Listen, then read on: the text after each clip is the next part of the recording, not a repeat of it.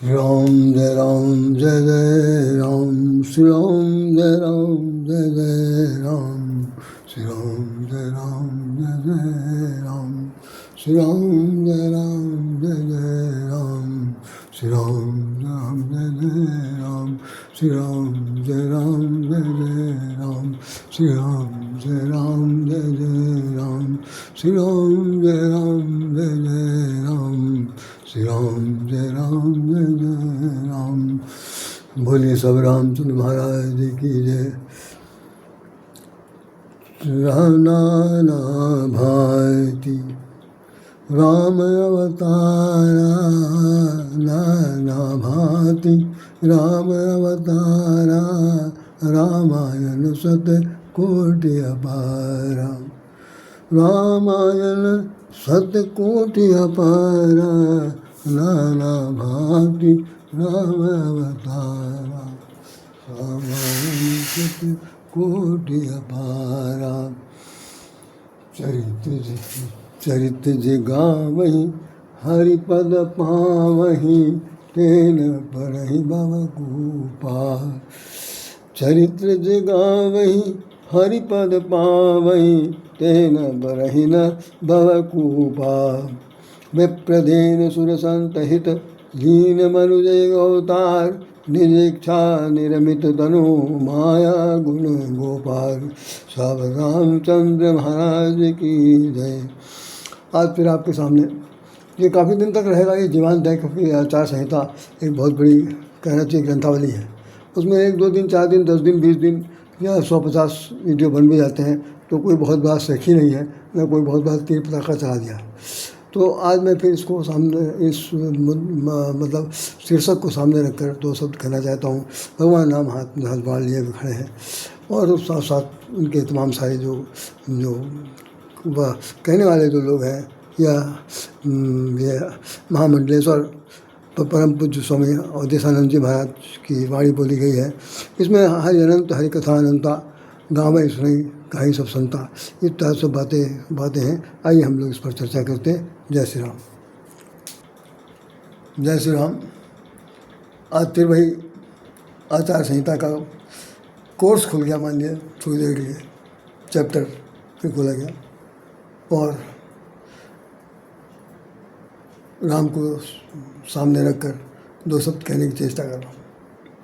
आप लोग सोचते होंगे और कुछ मिले नहीं, इतना रखा हुआ, इतना भंडार रखा हुआ है कि मेरे पास टाइम नहीं कि मैं किसकी विषय में चर्चा करूँ। जो तुरंत आ जाता है उस पर कर देता हूँ। कभी कभी हमारा ही सुख सामर्थ्य काम नहीं करता। अब आप मेरा चेहरा देख रहे हैं, बहुती का चेहरा है, कोई ताकतवर नहीं है, कोई दौड़ भाग नहीं कर सकते, और न किसी प्रकार का कोई ऐसा शेख ही बढ़ा सकते हैं जिससे लगे भाई वक्ता है। अक्ता वक्ता कुछ नहीं है। जितनी देर तक हम बोलते हैं वो बोलने की सामर्थ्य परमपिता परमेश्वर देते हैं। जो बुद्धि है वो भी माँ भगवती सरस्वती जी से, भगवान से मिलती है। अन्यथा एक अगंचन प्राणी कोई चैलेंज से कह देगा कि भाई मैं टू द पॉइंट बोलूँगा और सब कुछ कह दूँगा, मेरे ख्याल से बहुत ही असमंजस कहना चाहिए या चमत्कारिक बात हो सकती है कि वो इंडिपेंडेंट नहीं कह सकता। कहने के लिए ईश्वर का एक छाया रूप मेरे साथ विद्वान रहती है जब बोल रहा हूँ। यह हर एक के साथ मैं केवल एक अकेला व्यक्ति नहीं हूँ। जितने भी कथावाचक हैं, बहुत से मैं नहीं जानता कि कुछ लोग छदम भेषधारी हैं, केवल वो पैसा कमाने के लिए मंच पर बैठ करके वो ढोल डप्पा बजवा रहे हैं। 10-10 20-20 पार्टी लगी हुई उनके सब गायन वादन की। उनमें तो बात ही खत्म है कि वो अच्छा कहे चाहे बुरा कहे, सुनने वाले नाचने खाने वाले आएंगे, पैसा देंगे, चले जाएंगे। खैर, आज मैं आचार संहिता पर बात कर रहा हूँ फिर से। आचार संहिता को जैसा सब लोग चाहते हैं कि आचरण को संग्रहित करने का ग्रंथ, उसका नाम आचार संहिता है। तो भगवान राम ने जितने भी चरित्र निर्माण किए हैं, उन सभी चरित्रों को एक जगह पर संग्रह किया गया, और संग्रह करने के बाद गोस्वामी तुलसीदास जी ने एक रचना लिखी जिसका नाम दुनिया जानती है कि रामचरित्र मानस। राम के चरित्र का ये मानस है, ये हृदय है, एक हृदय सागर है जिसके अंदर चरित्र का मतलब सागर से अलग नहीं किया जा सकता। गिनती सागर से ही उसकी की जाएगी कि चरित्र एक प्रकार का अद्भुत सागर है। उस सागर से एक चुल्लू पानी, एक बाल्टी पानी या एक ड्रम पानी या एक जहाज़ भर के पानी निकाल देने से कोई बहुत बड़ा हल नहीं हो जाएगा। समुद्र है।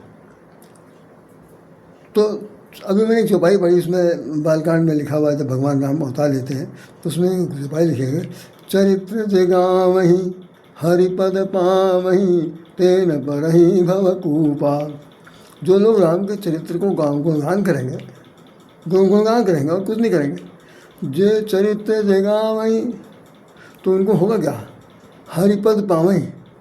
बताइए कितने सस्ते में माल मिला, कितने सस्ते में माल मिल रहा कि हरिपद पावही, हरि का पद मिल जाएगा मतलब वो स्वयं भगवान के पद पर पदासी हो जाएंगे। हो या ना हो बात की बात है, लेकिन गोस्वामी जी ने चैलेंज के साथ लिख दिया कि हरिपद पावही, और नहीं तो भगवान हरि जो है ना वो खुद ही आपको पद दे देंगे,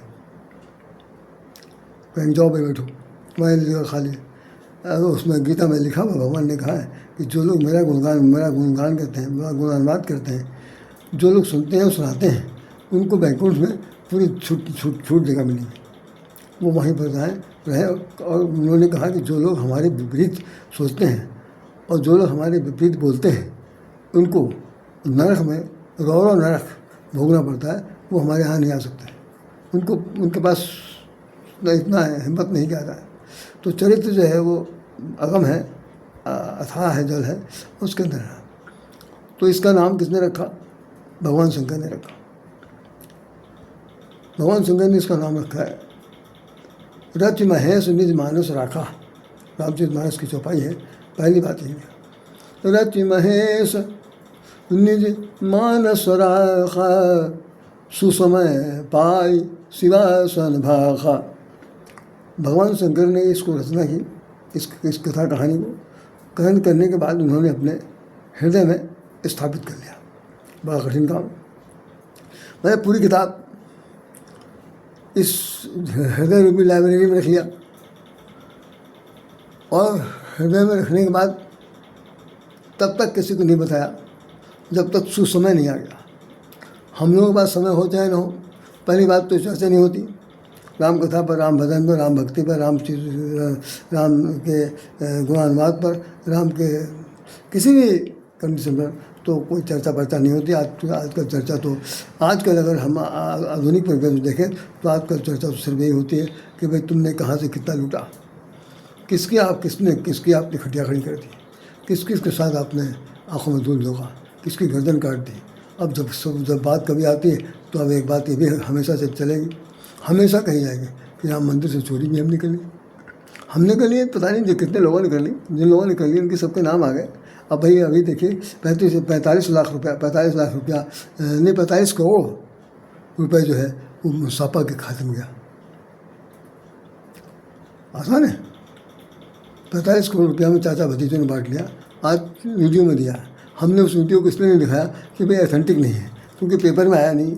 अब छापने वाले कुछ कहते रहते हैं, चिल्लाने वाले कुछ कहते रहते हैं, इसमें ज़्यादा बदनामी होने के चांसेस बहुत हैं, इसलिए मैंने नहीं कहा। लेकिन पढ़ा सुन कि 45 करोड़ रुपया चाचा भतीजों ने मार दिया, और अब वो जो है फंसे घूम रहे हैं कि भाई उनकी बारी आएगी तो कोर्ट में कौन सा जवाब देंगे।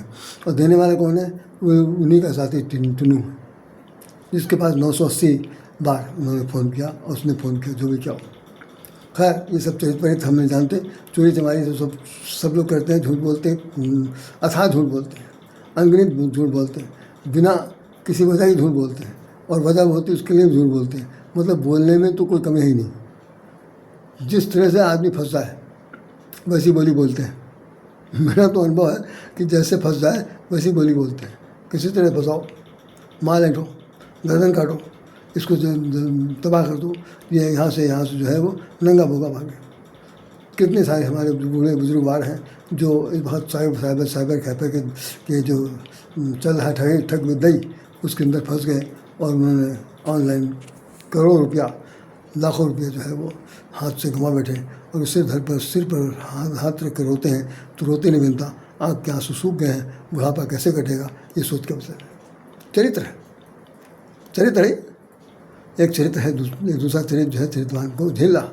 तो भगवान शंकर ने चरित्र लिखा, उसको हृदय में रख लिया। तो वो कह रहे हैं कि सुसमय पाय शिवासन भाखा। जब श्री मतलब महादेवी पार्वती जी भगवान शंकर से कथा सुनाने के लिए कहती हैं कि आप उस जिस कथा में आप रमण करते रहते हैं, जिस राम नाम में रमण करते रहते हैं, महाराज उस कथा को सुनाइए। तो सुनाने से पहले एक बात बता दूं कि जो चौपाई उसका दोहा उसके अंदर लिखा, वो दोहा मुझे इस वक्त याद नहीं आए, उसमें लिखा हुआ है कि सिर को आपके चरणों में धरती पर रख कर सिर आपके चरणों में वंदना करती हूँ, मुझे अज्ञानी समझकर कथा सुनाई। भगवान स्वयं मैं कह रहा हूँ, आज की तारीख में कोई देवी, कम से कम कलयुग की तो बिल्कुल नहीं, कोई देवी जो है वहाँ हाथ जोड़कर धरती पर सिर रख करके अपने स्वामी से, पहले ये स्वामी तो सबसे ज़्यादा उनकी नज़र में गधा है, स्वामी हमें कहना जानती नहीं है, तो स्वामी क्या कहेंगे, तो फिर पैर छूना तो बड़ी बात, बहुत बात है, साल में एक त्यौहार ना आवे तो वो भी ना हो जाए, वो भी एक लालच होती है कि भाई कोई गिफ्ट लाओ नहीं है तो पैर पकड़ने को देर नहीं, अन्यथा तो माता पार्वती जी चरणों में सिर झुका दिया है और कह रही कथा सुनाइए। तो सुसमय पाए शिवासन भाखा, तो भगवान शंकर ने वो सुंदर समय जान करके जो कुछ हृदय में धारण कर रखा था उसको सुनाया, भाखा मैंने सुनाया। इसी बात को गोस्वामी तुलसीदास जी जब रचना लिखते हैं उसमें लिखा हुआ, संबत 16 131 करहि कथा हरिपद धर सीसा। अब गोस्वामी जी कथा लिख रहे हैं और भगवान के चरण कमलों में शीश धर कर रखे। कब लिख रहे हैं? संबत 1631, संबत 1631, संबत 1631 करहि कथा हरिपद धर सीसा। कथा निकाली पूरी, बताते हैं कि 2 वर्ष शायद 80 दिन ऐसा कुछ लिखा है, इतना दिन समय लगा था। तो कथा लिख ली और कथा लिखने के बाद अब उसका नामकरण होना चाहिए, तो गोस्वामी जी ने लिखा कि रामचरित्र, बस वही चरित्र जिस चरित्र के लिए मैं बार बार आपके सामने आता हूँ, रामचरित्र मानस यही नामा असुनत श्रवण पावई विश्राम। राम का ये चरित्र है और समुद्र के समान है। रामचरित मानस, मानस में रखा हुआ, मानस के अंदर इसकी स्थापना हो चुकी है और उसका नाम रामचरित मानस है। इसको सुनने से, कानों के माध्यम से जो जाएगा सुनेगा वो उसको विश्राम मिलेगा, शांति मिलेगी, सुख शांति मिलेगी, मानसिक विकार दूर होगा, कम से कम मेंटल जो टेंशन है वो ख़त्म होगा और आंतरिक अनुभूति होगी कि आज हमने जो कुछ समय बिताया भगवान की कृपा से बहुत अच्छा बीता। लेकिन ये सब चीज़ें जो है ना, ये ध्यान रखिएगा, ये सारी चीज़ें आपके दिल दिमाग में तभी आएंगी जब आप सच्चे मन से, निस्वार्थ मन से, दिखावटी नहीं, बनावटी नहीं, किसी को धक्का मुक्की देने से चाहने से कोई फायदा नहीं। आप स्वेच्छा से जा कर के वहाँ पर बैठेंगे और गोता लगाएंगे, तब चरित्र की बात आएगी। लिखा है, पढ़ लीजिएगा, बालकांड का मैं उत्तर बोल रहा हूँ।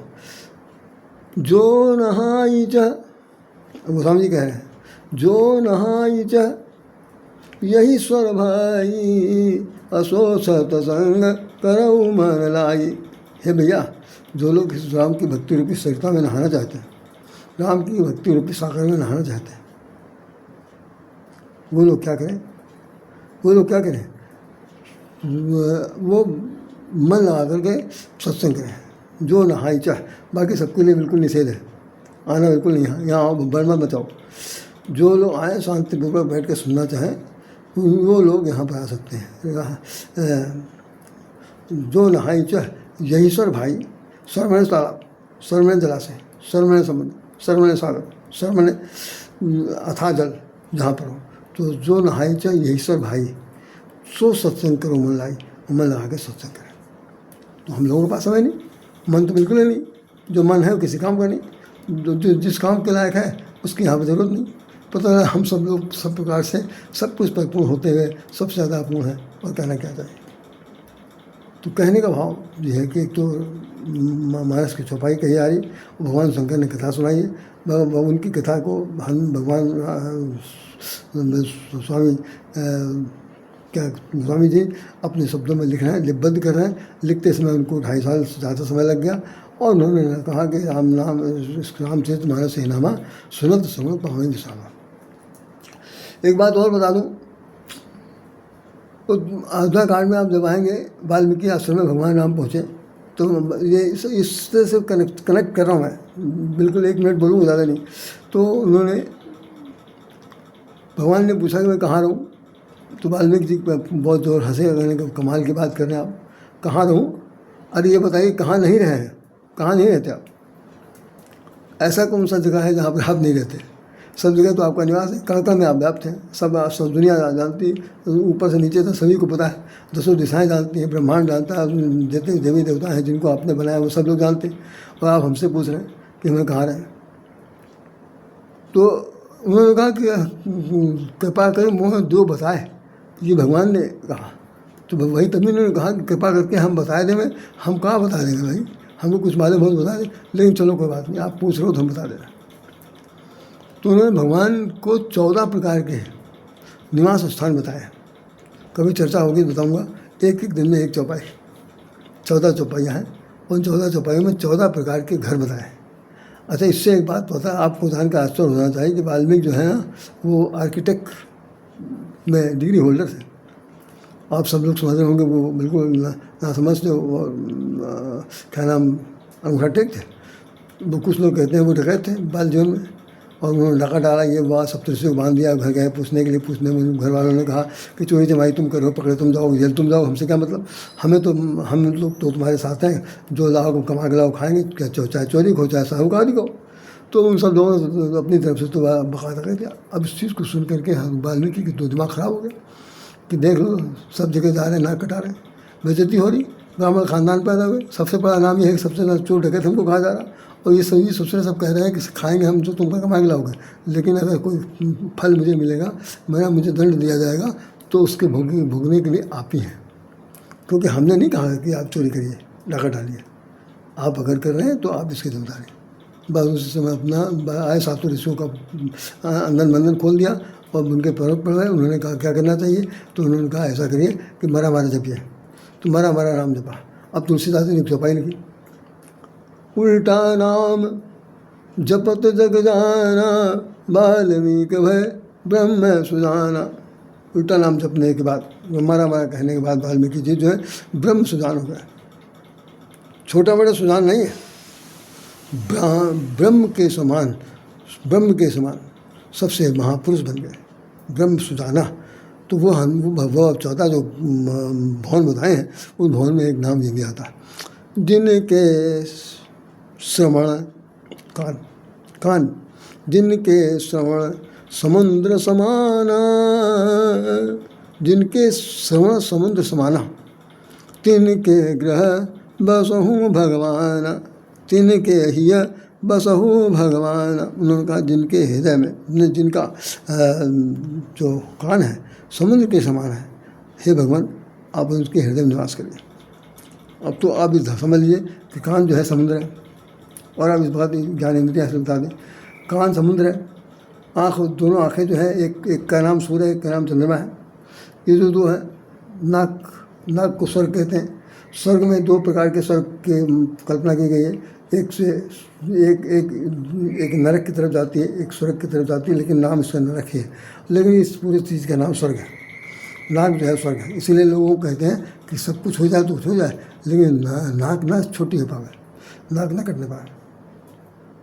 तो नाक जो है स्वर्ग है, सूर्य और चंद्रमा दोनों आँखें हैं, ये ब्रह्मांड है। कान समुद्र हो गया। अब भैया मुँह क्या है? मुँह क्या है? वो नरक का द्वार है, दरवाजा। ले ले आओ धर दे दो, भक्षण प्रवृत्ति, ये मुँह का काम। अब और सुन लीजिए, नाक और मुंह के बीच की जो जगह है, जिसका जहाँ वहाँ मोचे निकलती है, आज तो क्लीन सेफ दिखाई पड़ रहा, ये अभिमान मूलक तत्व है। यहीं से आदमी के जीवन में अभिमान शुरू होता है। हम रावण बन गए, हम फलाने बन गए, हम धमाके बन गए, हम ये हो गए, हम वो, मतलब जो अभिमान है वो यहीं शुरू होता है। तो देखेंगे आप भगवान की जितनी भी तस्वीरें हैं, शंकर भगवान की एक तस्वीर छोड़कर रामकृष्ण को देख लीजिए, कम से कम वही दोनों लोगों को ज़्यादातर देखा जाएगा। अन्य देवताओं में देख लें किसी के पास मोछे नहीं है। भगवान शंकर का एक नाम अहंकार है। अहंकार शिव, बुद्ध अज, मन चित्त से सुमहान। ये जो मंदोदरी ने रावण को समझाया था कि अहंकार क्या है, भगवान शंकर है, शिव है। बुद्धि अज, जो ब्रह्मा है, अज मैंने ब्रह्मा, ब्रह्मा जो है बुद्धि के लायक है। और चित्त, चित्त मैंने जिसके अंदर सब कुछ भरा पड़ा, जिसके अंदर सब कुछ भरा पड़ा, चित्त, वो जो है चंद्रमा है। तो मन रूपी चंद्रमा, जबकि जैसे जैसे चंद्रमा घटता है और बढ़ता है, चांदनी रात आती है, अंधेरी रात आती है, जो है अंधेरी रात आती है, उसी हिसाब से चंद्रमा के घटने बढ़ने के साथ हमारे मानसिक क्रियाएं होती हैं। मन में उथल पुथल होता है। जब अभी देखेंगे आप, जो पूर्णिमा आती है, पूर्णिमा में ज्वार भाटा उठता है समुद्र में, और अमावस्या के समय वो बिल्कुल ठंडा पड़ जाता। तो ये मन जो है चंद्रमा है, ये हमने बता दिया, ये ब्रह्मांड है, दोनों आँखें सूर्य चंद्र हैं। ये मुंह के, नाक और मुंह के बीच का जो हिस्सा है, इसको अभिमान मूलक तत्व कहते हैं। और सुन लीजिए, अब आप कहेंगे अभिमान है तो एक चीज़ और चीज़ बताइए, ये जो दाढ़ी निकलती है ये क्या है? ये दाढ़ी जो है वो परिपक्वता का सूचक है। लोग कई बार होता है, कोई काम निकालना होता है, कहते हैं मतलब आप समझदार हैं, आप योग्य हैं, आप नहीं हैं, आपकी बात को हम लोग मानेंगे, कृपा करके हमारा काम कर दीजिए। तो ये दाढ़ी जो है वो परिपक्वता का मूलक है। तो देखिए, तो जितने भी बूढ़े लोग आजकल, जवान जो लोग हैं, न्यू कमर्स जितने आ गए हैं, जब से मोछे दाढ़ी आ गई, तो दाढ़ी तो खूब रखा रहे हैं, मोछे भी रखा रहे हैं हिंदू लोग, मुसलमान लोग तो रखा भी रहे हैं, मोछे नहीं रखा रहे हैं, और दाढ़ी तो रखा है। वास्तव में दाढ़ी परिपक्वता का सूचक है। क्या कहते हैं उसे, अंग्रेजी में कहते हैं मिच्योरिटी का सूचक है। लेकिन मिच्योर कोई नहीं है। मिच्योर कब होता है? जब ये दाढ़ी पक जाती है। इसकी भी एक शर्त है, काले बाल से मिच्योरिटी नहीं आती, काले बाल से आपके तामसी प्रवृत्ति वाला मिच्योरिटी होती है, तमोगुणी मिच्योरिटी होती है। और सतोगुणी मिच्योरिटी तब होती है जब दाढ़ी पक जाती है। दाढ़ी जब पक जाएगी तो देखिए, जब दाढ़ी पकना शुरू होती है तो कैंची चाहिए कह करके काट जाता, कहीं कोई देख न ले। तो हमारी जो कामसी परिपक्वता है, कहीं उसमें दाग न लग जाए। तो काम ही हम बने रहें, परिपक्वता बनी रहे, लेकिन दिखावे में हमसे ज़्यादा कोई दूध का धोया नहीं। चरित्र है जो मैं बोल रहा हूँ है, इसको भी मैंने यहाँ विराम दिया। अब आप आइए कि चरित्र किस बात को मैंने लेके कहना चाहा, क्योंकि बड़ा समय हो गया, बहुत समय हो गया, मैं 5 ही मिनट बोलूँगा। तो जो आपके उन्होंने बता दिया वाल्मीकि ने कि वहाँ पर निवास करिए जहाँ पर समुद्र के समान आपके कान हैं, जिन लोगों के कान है वहाँ से। तो बाकी 13 छूट गया, तो 13 के बारे में बात करेंगे बाद में। तो हमारा तात्पर्य ये है कि चरित्र के निर्माण के लिए, चरित्र उससे भी कहते हैं चर माने चरना, इत्र माने इत्र। आपकी चाल ढाल कैसे, लोग पूछते हैं क्या हाल चाल है, पहली चीज़ तो हाल क्या, फिर चाल क्या। हाल में चाल घुसा हुआ हाल में चाल घुसा हुआ और चाल में हाल घुसा हुआ, इसलिए हाल चाल बोला जाता। किसी हिंदी साहित्यकार ने कहा कभी नहीं बताया हुआ। तो हाल चाल पूछ करके तब कहते हैं कि भाई चलो सब ठीक ठाक है। तो हाल चाल से ही क्या है, निर्माण क्या होता है, चरित्र का निर्माण होता है। तो चरित्र किसे कहते हैं? चर में चलना, चर अचर, चर चराचर। तो चर में चलना और इत्र जो सुगंध है, आपकी चाल ढाल से जो सुगंध इस धरा पर एक छोर से दूसरे छोर तक चतुर्दिक सबके मुखारबिंद पर प्रकट होती है, उसका नाम चरित्र है। मुखारबिंद प्रकट होती है हर एक की जबान पर, हरे भगवान राम जैसा इस धरती पर सच्चान कोई नहीं, वो सचमुच कोई नहीं। तो ऐसे चरित्रवान व्यक्ति का चरित्र निर्माण कब हुआ? जब उसने अपने हाल चाल को, अपने चाल चलन को पूरी तरह से सादगी से नहीं जब तब से अभिमंडित कर लिया तब वो राम बने। राम ऐसे तो नहीं बन जाएगा कि भाई रामायण पढ़ लिया तो रामायण सब लोग राम बन गए, ये रामायण के 4 चौपाई रट लिया तो सब पंडित हो गए, कुछ नहीं।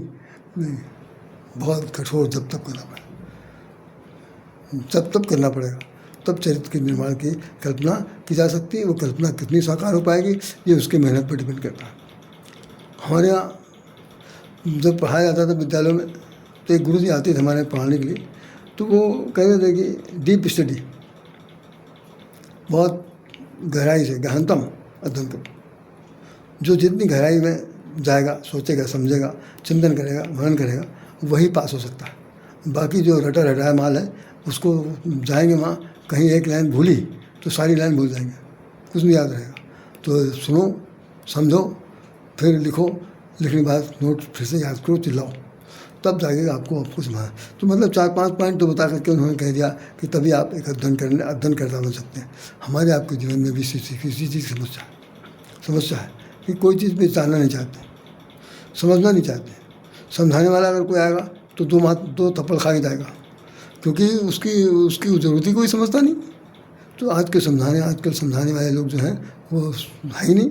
जो कहीं बिगड़े पड़े हुए हैं वो धक्का खा रहे हैं, जो ना समझ रहे हैं उनकी पवारा है, आनंद मगन है, खूब मौज से ज़िंदगी जी रहे हैं, जितना जेब काट सकते काट रहे हैं। अभी देखिए ताला को कोचिंगों में 60 कोचिंग सीलन कर दिया गया, कितनी कोचिंग चली थी, जैसे सब बरसाती मेढक, 14 बच्चे मार दिए गए। क्या पढ़ा रहे हैं, क्या लिखा रहे हैं? लाखों रुपया पैकेज लेकर जा रहा, और लेकर के ऐसी दिखा दिया, सुंदर सा दिखा दिया, उसके बाद ये है कि जानलेवा काम कर दिया। ये पढ़ाई नहीं, हम लोगों ने मेहनत से पढ़ाई की, घर में पढ़ाई किया, पंखा नहीं है तो क्या हुआ, बेंच पे बैठ के पढ़ाई की। लेकिन आज के माँ बाप भी तो कम नहीं है, वो भी चाहते हैं कि हमारे लड़के जो है एसी में बैठे, एसी में पढ़ाई करें, पैसा चाहे जितना पढ़ाई देंगे तो पढ़ा मिलीजिए। तो इसका फायदा किसने उठाया? उन लोगों ने जो लोग हमारी मजबूरी जानते थे कि इनकी मजबूरी ये है कि अच्छे से अच्छे पैसा देंगे, अच्छे से अच्छा पैसे पढ़ाएंगे, तो हम लोग इसमें हाथ धो लें, बहती गंगा में सबने हाथ धो लें। चरित्र निर्माण हो गया क्या? नहीं, चरित्र निर्माण नहीं हुआ। लेकिन चरित्र का जो निर्माण हुआ वो निंदनीय हुआ, थू करने वाला हुआ। तो गोस्वामी जी ने जो लिखा कि रामचरित मानस है नामा, ये राम का चरित्र है, ये एक मानस है।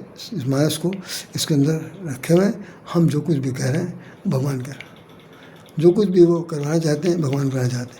आप अगर उनकी आवाज़ नहीं सुनेंगे तो ये चरित्र कुछ नहीं, आपका ज़िंदगी पूरी निकल जाएगी और लास्ट मोमेंट में याद आएगा,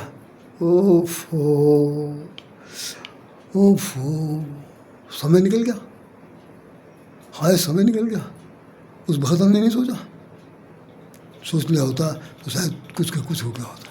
तो क्या चीज़ सोच लिया होता? अब चौपाई देखिए, चौपाई लिखा हुआ, का भरोसा जब कृषि सुखाने, समय चूक पुई का पछताने। अगर समय चूक गया और उसके बाद आपने व्यवस्था की समय की, उसके बाद आपने व्यवस्था की कुछ कर गुजरने की, तो कुछ नहीं हो सकता। समय चूक पुनी का पछताने, कोई पता नहीं। जब अब पछताए होता है जब चिड़िया चुनेगी। एक बात और उन्होंने गोस्वामी जी ने लिखा है, ये प्रसंग जो है रामचंद्र जी जो है वो धनुष तोड़ने के लिए बैठे हुए, अभी आदेश नहीं मिला। जानकी जी सोच रहे अपने मन में कि आज धनुष टूटेगा भी कि नहीं टूटेगा। इतने लोग तो बाहर के चले गए, तिल भर घूम ना सके छुड़ाई, कोई भी एक तिल भर तो उठा नहीं पाया, छुड़ा नहीं पाया, तो तोड़ा क्या। अब एक इनकी बारी, ये भी चुप बैठे, सोच के परेशान है। तो गोस्वामी जी ने वहाँ पर लिखा कि त्रिषित वारी बिनु जो तनु त्यागा, अमुह करेगा सुधा तड़ागा। वो जल से प्यासा व्यक्ति, पानी की प्यास से प्यासा व्यक्ति यदि मर जाता है, हाय हम प्यासे, कुएं तक नहीं जा रहा, जलाशय तक नहीं जा रहा है, तो गोस्वामी जी कहते हैं कि मुँह अगर मर जाए तो करे का सुधा तड़ागा। सुधा में अमृत, तड़ागा में तो तालाब, अमृत से भरा हुआ तालाब क्या करेगा भाई? तालाब तो तालाब है, प्यासे हो तो पानी तक वहाँ तक जाओ। तो हम लोगों को जानने के लिए, सीखने के लिए, पाने के लिए, कुछ करने के लिए, कुछ कर गुजरने के लिए, दिल दिमाग को एक अच्छे तरह से चरित्र के सौंदर्य में गढ़ने मढ़ने के लिए क्या चाहिए? गतिमान होइए, चलायमान होइए, वहाँ तक पहुँचिए, तो डुबकी लगाइए, तब जो नहाई चाह, यही सर भाई, इसी सर में आगे जो नहाएगा वो भगवान का सत्संग करेगा, वही भैया चरित्र निर्माण कर सकता, अन्य चरित्र निर्माण नहीं कर सकता। और आपको बता दूँ, ये कहना चाहते थे हम कुछ और चरित्र निर्माण का आज, लेकिन कहाँ से कहाँ भगवान ने देखिए क्या बुला दिया।